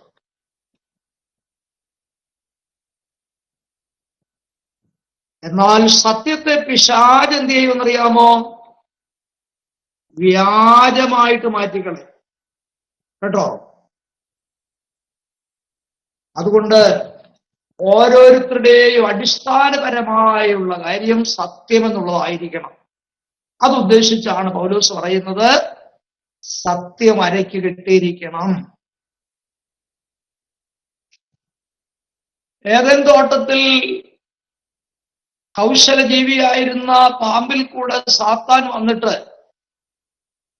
അവരോട് ചോദിച്ചൊരു ചോദ്യം, ദൈവം നിങ്ങളോട് വാസ്തവമായിട്ട് എന്തെങ്കിലും കൽപ്പിച്ചിട്ടുണ്ടോ? അവള് പറഞ്ഞുകൊണ്ട്. പക്ഷേ സാത്താൻ ചെയ്തത് എന്തെന്നറിയാമോ? അതിനെ വ്യാജമാക്കി മാറ്റിക്കളഞ്ഞു. അല്ലേ? സാത്താൻ പറയുകയാണ്, തിന്നരുതെന്ന് പറഞ്ഞതായി വൃക്ഷഫലം നിങ്ങൾ തിന്നാൽ നിങ്ങൾ ദൈവത്തെ പോലെ ആകും. അതുകൊണ്ടാ ദൈവം അങ്ങനെ പറഞ്ഞത്. കണ്ടോ? സത്യത്തെ പിശാച് എന്ത് ചെയ്തു? വ്യാജമാക്കി തീർക്കുവാനിടയായി. പ്രിയപ്പെട്ടവരെ, അതുകൊണ്ട് സത്യം അരയ്ക്ക് കെട്ടിക്കൊള്ളണമെന്നാണ് ഇവിടെ കാണുവാൻ കഴിയുന്നത്. അടുത്തത് നീതി എന്ന കവചം. നീതി എന്ന കവചം.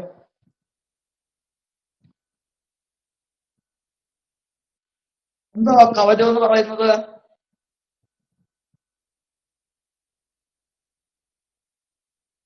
നെഞ്ചിന്റെ സംരക്ഷണത്തിനായി ഉപയോഗിക്കുന്ന പ്രതിരോധന വസ്തുവാണ് കവചം.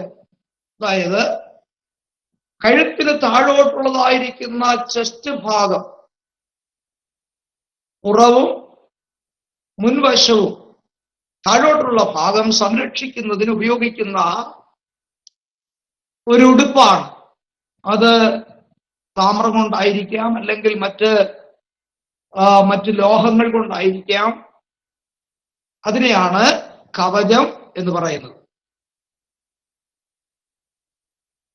പ്രാചീന കാലയളവിൽ കാലിന്റെ മുട്ടുവരെയുള്ള ഭാഗങ്ങൾ മൂടി നിൽക്കാൻ വേണ്ടി പുറകിലും മുൻപിലുമായിട്ട് ഈ കവചം പടയാളികൾ ധരിച്ചിരുന്നു. റോമൻ പടയാളികൾ അത് ധരിച്ചിരിക്കുന്നത് കണ്ടിട്ടായിരിക്കാം പൗലോസ് എഴുതിയത്. ഒരു ക്രിസ്തുവിന്റെ പടയാളി ധരിക്കേണ്ട കവചം എന്താണ്? നീതി എന്ന കവചമായിരിക്കണം. നീതി. നാം ഓരോരുത്തരും മറയപ്പെട്ടിരിക്കുന്നത് ദൈവത്തിന്റെ നീതിയാലാണെന്ന് മറക്കരുത് കേട്ടോ. 1 കൊരിന്ത്യർ 1:30. ദൈവത്തിന്റെ നീതിയാൽ ദൈവമക്കൾ മറയ്ക്കപ്പെട്ടിരിക്കുകയാണെന്ന് മറക്കരുത്. അതുകൊണ്ട് നമ്മുടെ പെരുമാറ്റം എങ്ങനെയായിരിക്കണം? എല്ലാം നീതിപൂർവമായിരിക്കണം. നെഞ്ചിന്റെ ഭാഗം, ചെസ്റ്റിന്റെ ഭാഗം ഈ കവചത്താൽ മറയ്ക്കപ്പെട്ടിരിക്കുന്നത് നിമിത്തം ശത്രുവിന്റെ തീയമ്പുകൾ ഹൃദയത്തിൽ പതിക്കാതിരിക്കാനിടയാകും. മുൻപിൽ നിന്ന് പാഞ്ഞു വരുന്നതായ ശത്രുവിന്റെ ശരങ്ങൾ, അമ്പുകൾ, അത് തുളച്ചു കയറി ഹൃദയത്തിൽ പതിക്കാതിരിക്കാനാണ് കവചം ധരിക്കേണ്ടത്. അങ്ങനെ ശത്രുവിന്റെ ശരങ്ങൾ ഹൃദയത്തിൽ പതിച്ചു പോയാൽ എന്ത് സംഭവിക്കും? ദൈവമക്കൾ ക്ഷീണിച്ച് വീഴുവാനായിട്ടിടയാകും. അതാണ് പിശാച് ആഗ്രഹിക്കുന്നത്. ആയതിനാൽ നമ്മുടെ ഹൃദയ നിരൂപണങ്ങൾ എല്ലായ്പ്പോഴും നേരുള്ളതും നീതിപൂർവവുമായിരിക്കണം.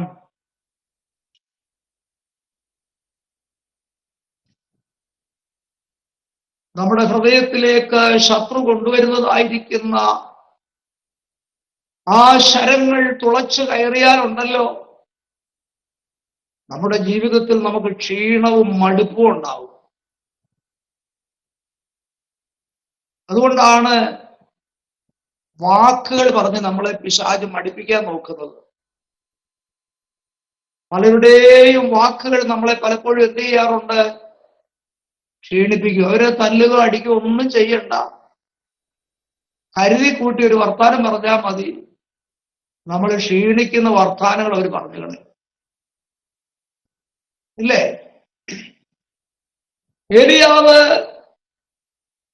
വലിയൊരു യാഗം നടത്തി, ദൈവത്തിന്റെ തീ അവിടെ ഇറങ്ങി വന്നു. ഹോമയാഗവും വിറകും കത്തി, തോട്ടിലെ വെള്ളം വറ്റി. അതിനുശേഷം പ്രാർത്ഥനയാൽ മഴ പെയ്തു. ഇല്ലേ? വലിയ ശുശ്രൂഷയൊക്കെ കഴിഞ്ഞ് ഇസ്രായേലിലേക്ക് ഓടി, അഹാബിന്റെ രഥത്തിന് മുമ്പാകെ ഓടി വന്ന ആ മനുഷ്യനോട് ആഹാബിന്റെ ഭാര്യ പറഞ്ഞത്, കയറി ഇരുന്നാട്ടെ, വല്ലതും കഴിച്ചിട്ട് പോകാമെന്നാണോ? ഇത്രയും ശുശ്രൂഷയൊക്കെ ചെയ്ത് വെച്ച് നീ ക്ഷീണിച്ചു വന്നതല്ലേ? വന്നാട്ടെ, ഇവിടെ കയറി ഇരുന്നാട്ടെ.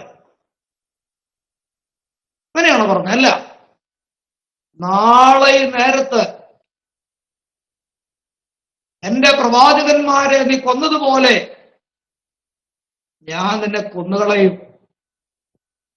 കണ്ടോ?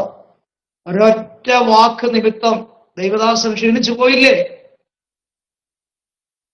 മരണത്തെ ഭയന്ന് ആ മരുഭൂമി വഴിയായി ഓടി ആ ചുരച്ചെടിയുടെ തണലിൽ കിടന്നുകൊണ്ട് ഏലിയാവ് പ്രാർത്ഥിച്ചത് എന്തുവാ?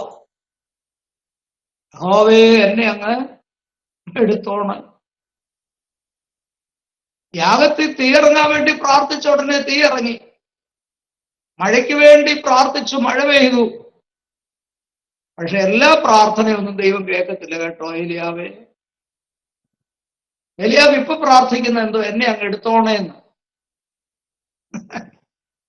എന്നാ അതെ, ഞാൻ നിന്നെ എടുക്കാം എന്ന് പറഞ്ഞ് ദൈവം എടുത്തോ? പലപ്പോഴും നമ്മുടെ വിശ്വാസികൾ അങ്ങനെ പ്രാർത്ഥിക്കാറുണ്ട്. കർത്താവേ, ഈ പ്രതികൂലത്തിന്റെ മധ്യത്തിൽ എന്നെ ഇവിടെ ഇടല്ലേ, എന്നെ അങ്ങ് എടുത്തോണം. പിന്നെ നല്ല കാലം വരുമ്പം പിന്നെ ചിന്തിക്കുക, അന്ന് എടുക്കാതിരുന്നത് നന്നായി പോയത് അല്ലേ? ഏലിയാവിനെ സ്വർഗീയ ഭോജനം കൊണ്ട് ദൈവം ബലപ്പെടുത്തിയെന്ന് പറഞ്ഞിട്ട് എന്തോ പറഞ്ഞേ? നിനക്കൊരു ദൂരയാത്ര ചെയ്യാനുണ്ട്. ഇസബേലിന്റെ വാളുകൊണ്ട് കൊല്ലപ്പെടുവാനുള്ളവനല്ല ഏലിയാവ്. സ്വർഗത്തിലേക്ക് അശ്വരഥങ്ങളെ അയച്ച്, അഗ്നി അശ്വങ്ങളെയും രഥങ്ങളെ അയച്ച് ദൈവം എടുക്കാനായിട്ട് തീരുമാനിച്ചിരിക്കുന്ന ഒരു വ്യക്തിയാണ് ഏലിയാവ്. ഇന്നും ഏലിയാവ് സ്വർഗത്തിലുണ്ട് അല്ലേ?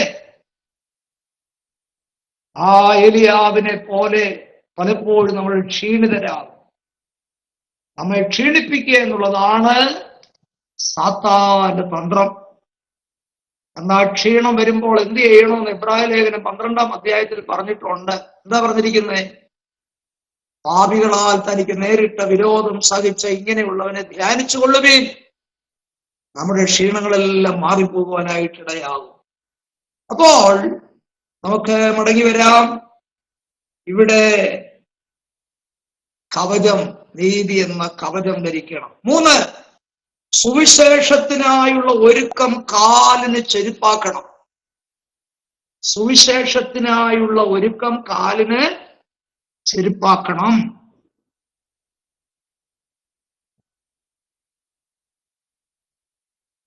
കല്ലും മുള്ളും ചവിട്ടി മുൻപോട്ട് നീങ്ങുവാനും ഏത് പ്രതലത്തിലും കാലുകൾ വഴുതിപ്പോകാതെ ഉറച്ചു നിൽക്കുവാനും ചുവടുകൾ വെച്ച് വൈഷമ്യ കുന്നുകൾ കയറുവാനുമാണ് പാദരക്ഷാർത്ഥം ഒരു വ്യക്തി എന്ത് ചെയ്യുന്നത്? ചെരുപ്പ് ഉപയോഗിക്കുന്നത് അല്ലേ?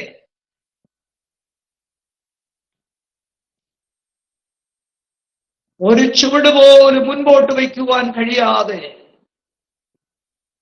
ശത്രു പ്രതിബന്ധങ്ങൾ നിർമ്മിച്ചു എന്ന് വരാം.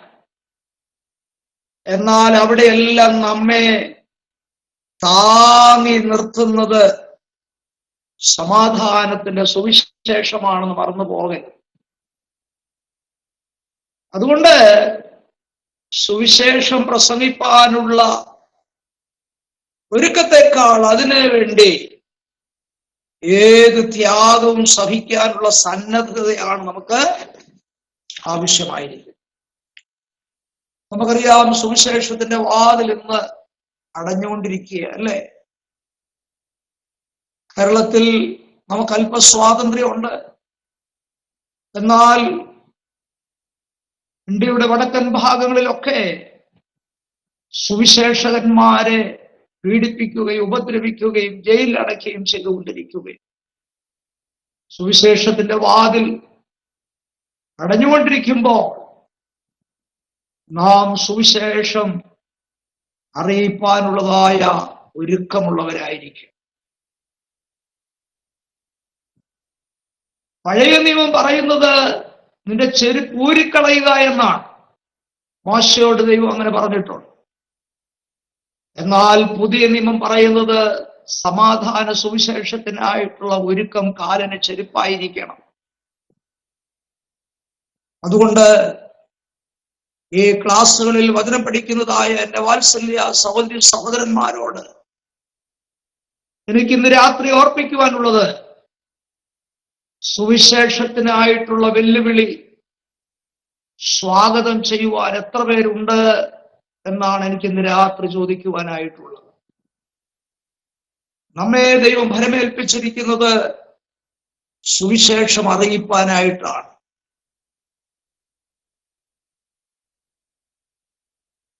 കർത്താവ് സ്വർഗാരോഹണം ചെയ്തു പോകുന്നതിന് മുമ്പ് പറഞ്ഞത്, നിങ്ങൾ ഭൂലോകത്തിലൊക്കെയും പോയി എന്റെ സാക്ഷികളാകണമെന്നുള്ളതാണ്.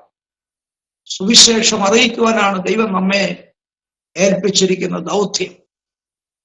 അതുകൊണ്ട് ധൈര്യത്തോടുകൂടെ ആ ദൗത്യം നമ്മൾ ഏറ്റെടുക്കേണ്ടത് ആവശ്യമാണ് എന്നുള്ള കാര്യം ഞാൻ പ്രത്യേക ഈ അവസരത്തിൽ പ്രിയപ്പെട്ടവരെ ഓർപ്പിക്കുകയാണ്. നാലാമതായിട്ടുള്ള ആയുധം വിശ്വാസം എന്ന പരിചയമാണ്. വിശ്വാസം എന്ന പരിചയം.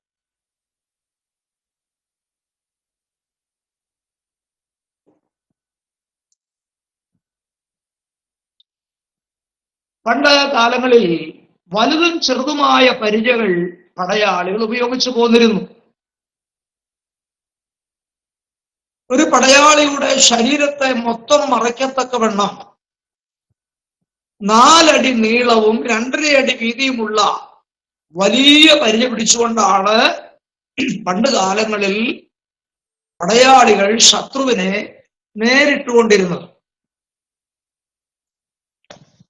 എന്നാൽ ശത്രു എയ്തു വിടുന്നതായിരിക്കുന്ന അമ്പുകളുടെ അറ്റത്ത് പന്തങ്ങൾ തയ്യാറാക്കി അതിനകത്ത് തീ കൊടുത്ത് ആ അമ്പുകള് ശത്രു അയക്കാറുണ്ട്. അതിനെയാണ് അഗ്നി അസ്ത്രങ്ങൾ എന്ന് വിളിക്കുന്നത്. അത് വന്നു പതിച്ചാൽ ജീവഹാനി വരെ സംഭവിക്കാൻ സാധ്യതയുണ്ട്. എന്നാൽ അതിനെല്ലാം തടഞ്ഞു നിർത്തുന്നത് ഏതാണ്? പരിചയമുള്ളത് കൊണ്ടാണ്. പണ്ട് കാലങ്ങളിൽ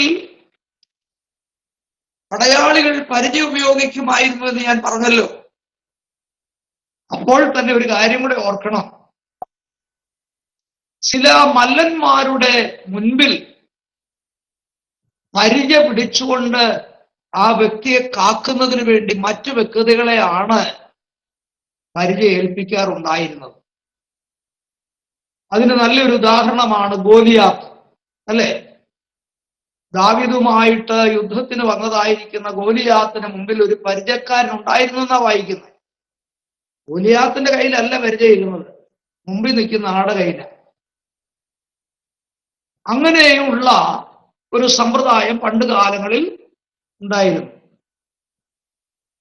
അപ്പൊ ഒരു വിശ്വാസിയുടെ മേൽ ദൃഷ്ടി വെച്ച് വിവിധമായിരിക്കുന്ന പരീക്ഷകളിൽ അവനെ അകപ്പെടുത്തി അവനെ വിശ്വാസത്തിൽ നിന്ന് പിഴുതെറിയുവാനാണ് ശത്രു പരിശ്രമിക്കുന്നത് കേട്ടോ. ആ സമയങ്ങളിൽ ദൈവമക്കൾ എന്ത് ചെയ്യണം? ദൈവിക വാഗ്ദത്തങ്ങളിൽ മുറുകെ പിടിച്ചുകൊണ്ട് വിശ്വാസത്തെ ഒരു പരിച പോലെ ഉപയോഗിക്കണം. എങ്കിൽ മാത്രമേ ശത്രുവിന്റെ നേരെ നമുക്ക് നിൽക്കുവാനായിട്ട് സാധിക്കത്തുള്ളൂ.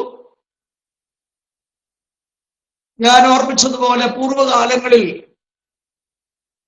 പരിചയുള്ളതായ പടയാളികളെല്ലാം കൂടെ ഒന്നുചേർന്ന് പരിച ഒന്നിനോടൊന്ന് ചേർത്തു പിടിച്ച് മുൻപോട്ട് നീങ്ങുന്ന ഒരു സമ്പ്രദായം ഉണ്ടായിരുന്നു.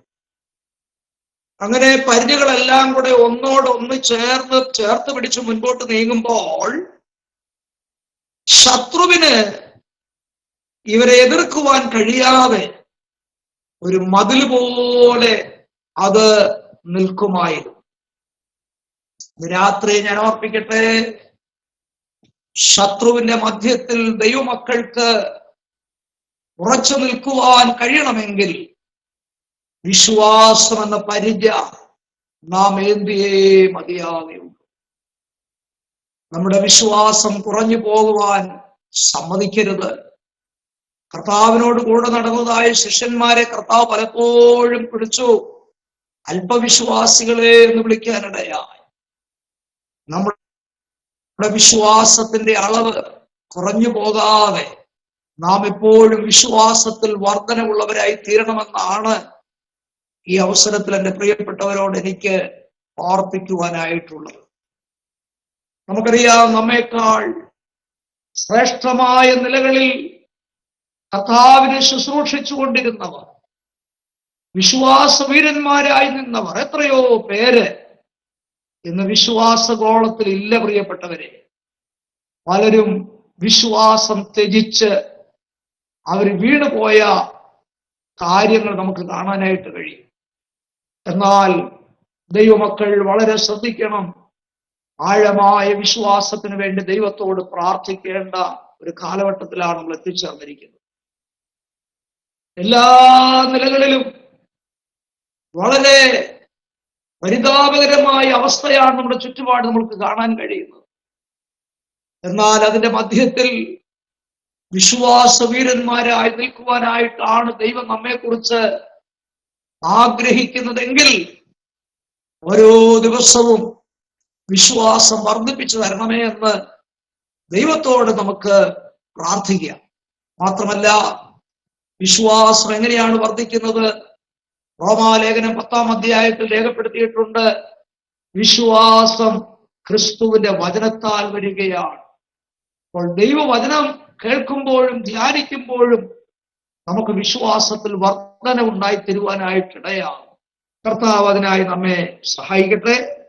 5-ാമത്തെ ആയുധം എന്ന് പറയുന്നത് രക്ഷയെന്ന ശിരസ്ത്രമാണ്. ഹെൽമറ്റ് നമ്മുടെ രക്ഷയെന്ന ശിരസ്ത്രമായിരിക്കുകയാണ്. രക്ഷയെന്ന ശിരസ്ത്രം. നമുക്കറിയാം, നമ്മുടെ ശിരസിന്റെ സംരക്ഷണത്തിന് വേണ്ടിയാണ് ശിരസ്ത്രം, ഹെൽമറ്റ് ഉപയോഗിക്കുന്നത്.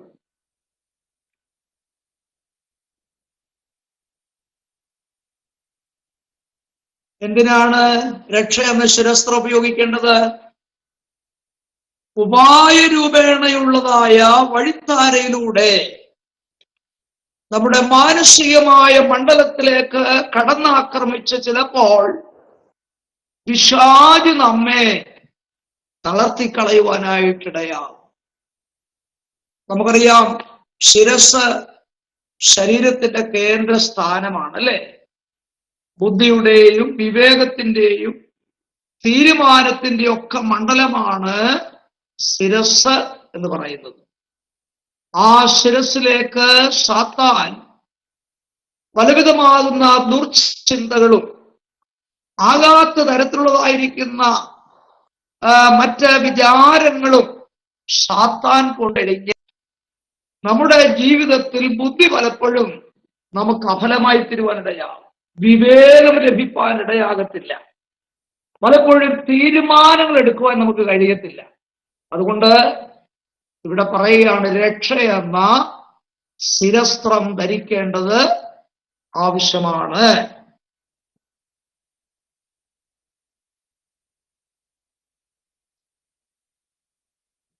ഏത് കാലഘട്ടങ്ങളിലും ഈ ശിരസ്ത്രം നമുക്ക് ആവശ്യമാണ്. എന്തുകൊണ്ടെന്നാൽ സാത്താൻ കൊണ്ടുവരുന്ന ഏത് പ്രതിസന്ധികളിൽ നിന്നും വിടുതൽ നമുക്ക് ശിരസ്ത്രം മുഖാന്തരമേ ലഭ്യമായി തീരുകയുള്ളൂ. നമുക്ക് വേഗം മുൻപോട്ട് പോകാം. 6-ാമത്തെ കാര്യം, ദൈവവചനമെന്ന ആത്മാവിന്റെ വാളാണ്. ദൈവവചനമെന്ന ആത്മാവിന്റെ വാള്.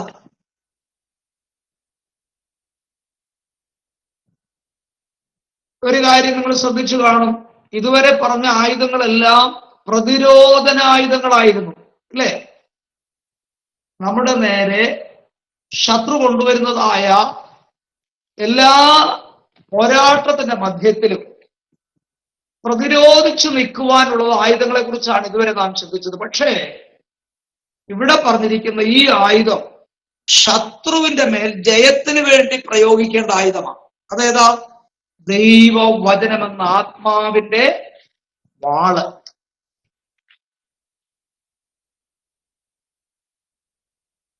അപ്പൊ സാത്താനെ പരാജയപ്പെടുത്തുവാനായിട്ട് നമ്മുടെ പക്കൽ ഉണ്ടായിരിക്കേണ്ട ആയുധം ഏതാ? ദൈവവചനമെന്ന ആത്മാവിന്റെ വാളാണ്. ഒരു കാര്യം ഓർക്കണം, അക്ഷരികമായ വസ്തുമയമായ വാള് സ്വന്തം ശക്തി കൊണ്ട് ഉപയോഗിക്കാം, അല്ലേ? പക്ഷേ ആത്മാവിന്റെ വാളാകുന്ന വചനം ആത്മാവിൽ നൽകപ്പെട്ടിരിക്കുന്നതിനാൽ അത് ഉപയോഗിക്കേണ്ടതിന് ആത്മാവ് നമ്മുടെ ജീവിതത്തിൽ ഉണ്ടായിരിക്കണം. ആത്മശക്തിയാൽ മാത്രമേ അത് ഉപയോഗിക്കാനായിട്ട് സാധിക്കത്തുള്ളൂ. എന്ന് പറഞ്ഞാൽ അതിനുവേണ്ടിയുള്ള അഭ്യസനം ആവശ്യമാണ്. അതുപോലെ വായന ആവശ്യമാണ്, ധ്യാനം ആവശ്യമാണ്, വചന പഠനം ആവശ്യമാണ്, ജാഗരണം ആവശ്യമാണ്. ഇതെല്ലാം ഉണ്ടെങ്കിൽ മാത്രമേ നമുക്ക് ആത്മാവിന്റെ വാള് ഉപയോഗിക്കാനായിട്ട് സാധിക്കത്തുള്ളൂ, കേട്ടോ.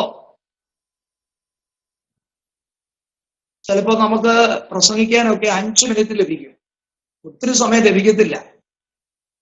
ക്ലാസിന്റെ ആരംഭത്തിൽ തന്നെ ദൈവദാസൻ അനൗൺസ് ചെയ്തു, അടുത്ത ഇത്രാം തീയതി ഇന്നയാള് 5 മിനിറ്റ് പറയണമെന്ന്. ഈ 5 മിനിറ്റ് ഒക്കെ പ്രസംഗിക്കണമെങ്കിൽ എത്ര സമയം പ്രാർത്ഥിക്കണമെന്ന് അറിയാമോ?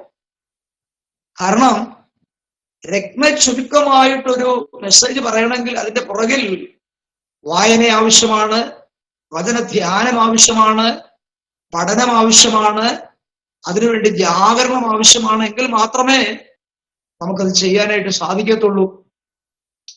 അപ്പോൾ ദൈവവചനം പ്രസ്താവിക്കുക എന്നുള്ളത് ഒരു ചെറിയ കാര്യമല്ല.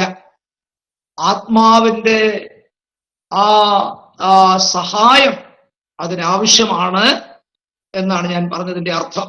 മാത്രമല്ല, ഈ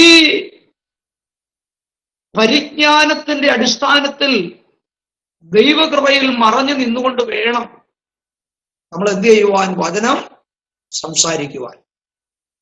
നമുക്കറിയാം, നമ്മുടെ കർത്താവിന് നേരിട്ടതായ പരീക്ഷകളെ സംബന്ധിച്ച് നാം പഠിക്കുമ്പോൾ കർത്താവ് മറ്റ് യാതൊരു ആയുധവും അല്ല അവിടെ ഉപയോഗിച്ചത് സാത്താനെ തോൽപ്പിക്കാൻ. കർത്താവ് ഓരോ വേദഭാഗങ്ങൾ പറഞ്ഞ ശേഷം കർത്താവ് പറഞ്ഞത് എന്താണെന്നറിയാമോ? ഇപ്രകാരം എഴുതിയിരിക്കുന്നു എന്നാണ്, അല്ലേ? ദേവാലയത്തിന്റെ അഗ്രത്തിന്മേൽ കർത്താവിനെ കയറ്റി നിർത്തിയിട്ട് സാത്താൻ പറഞ്ഞു, താഴോട്ട് ചാട്.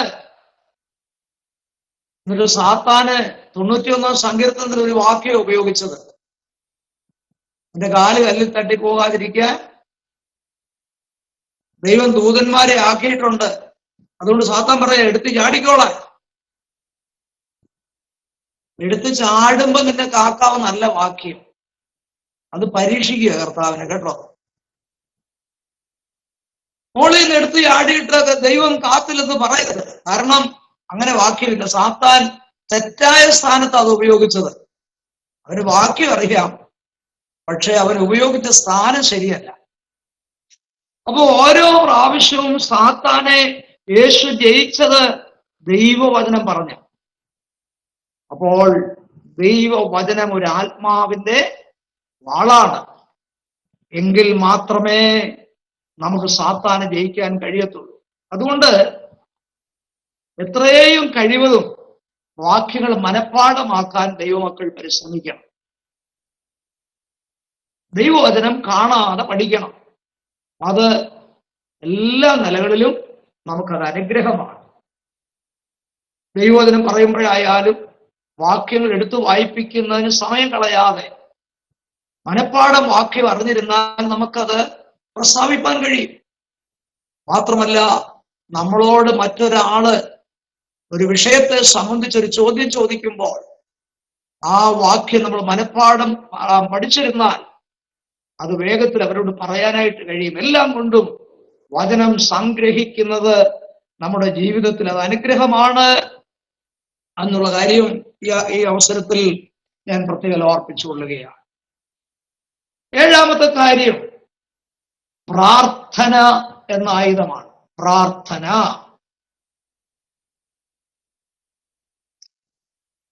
നമുക്കറിയാം, ലോകം കണ്ടിട്ടുള്ളതിൽ വെച്ച് ഏറ്റവും വലിയ ശക്തി പ്രാർത്ഥനയ്ക്കുണ്ട് എന്നതിൽ യാതൊരു സംശയവുമില്ല.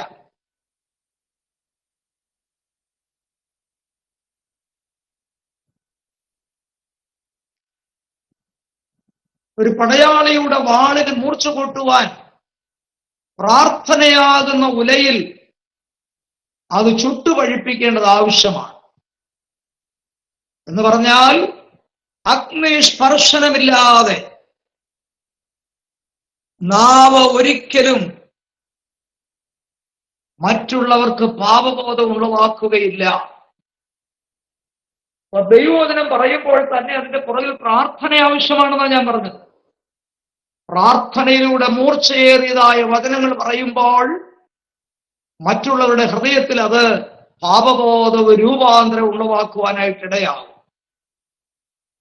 നമുക്കറിയാം, അമാലേക്കുമായിട്ട് ഇസ്രായേൽ മക്കൾക്ക് മരുഭൂമിയിൽ യുദ്ധമുണ്ടായപ്പോൾ എന്താണ് ദൈവം ഒരു വ്യവസ്ഥ പറഞ്ഞത്? കുന്നിന്റെ മുകളിൽ കയറിയിരുന്ന മോശയുടെ കൈ ഉയർത്തിപ്പിടിക്കണം. കര ഉയർത്തിപ്പിടിക്കുക എന്ന് പറഞ്ഞാൽ അത് പ്രാർത്ഥനയെ സൂചിപ്പിക്കുന്നതാണ്. എന്ന് പറഞ്ഞാൽ പ്രാർത്ഥന ഉണ്ടെങ്കിൽ മാത്രമേ ശത്രുവിന്റെ മധ്യത്തിൽ നമുക്ക് ജയം നേടുവാനായിട്ട് സാധിക്കുകയുള്ളൂ എന്നാണ് പറഞ്ഞതിന്റെ അർത്ഥം. അപ്പോസ്തലനായിരിക്കുന്ന പത്രോസ് കാരാഗൃഹത്തിലായിരുന്ന സമയത്ത് എന്താണ് ഉണ്ടായത്? സഭ ശ്രദ്ധയോടെ പത്രോസിന് വേണ്ടി എന്ത് ചെയ്തു? പ്രാർത്ഥിപ്പാനിടയായി.